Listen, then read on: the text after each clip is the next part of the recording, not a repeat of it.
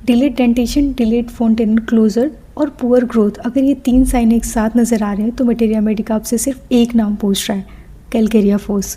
आइए मैं आपको एक इमेज के थ्रू समझाती हूँ कैलकेरियाफोस का पेशेंट कैसा होता है। सबसे पहले मैं बात करूँगी माइंड के बारे में। इस पेशेंट का माइंड कैसा होता है? जितना पेशेंट अपनी बीमारी के बारे में सोचेगा उतनी ही तकलीफ़ ज़्यादा महसूस करेगा। ओवर थिंकिंग से सिम्टम्स जो हैं वो बढ़ जाते हैं। एग्जाम्पल जैसे सर दर्द और बार बार उसी के बारे में सोच रहे हैं तो हेडेक और ज़्यादा फील होगा।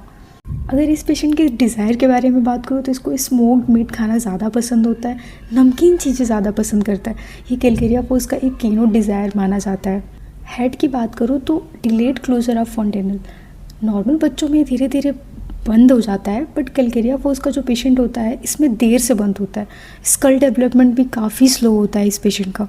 और मैं इसके टीथ की बात करूँ तो डिलेड एंड डिफ़िकल्ट डेंटेशन, मतलब दांत देर से निकलता है और टीथिंग के टाइम डायरिया, वीकनेस, इरिटेबिलिटी हो सकता है बच्चों के अंदर, और कमज़ोरी भी बहुत ज़्यादा होता है और चिड़चिड़ापन होता है इस पेशेंट में।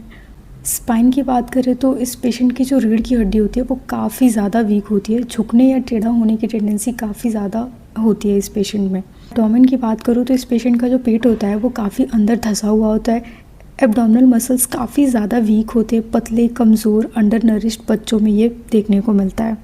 इस पेशेंट को कुछ खाते ही अजीब सी मरोड़ होती है पेट में, डाइजेशन काफ़ी वीक होता है।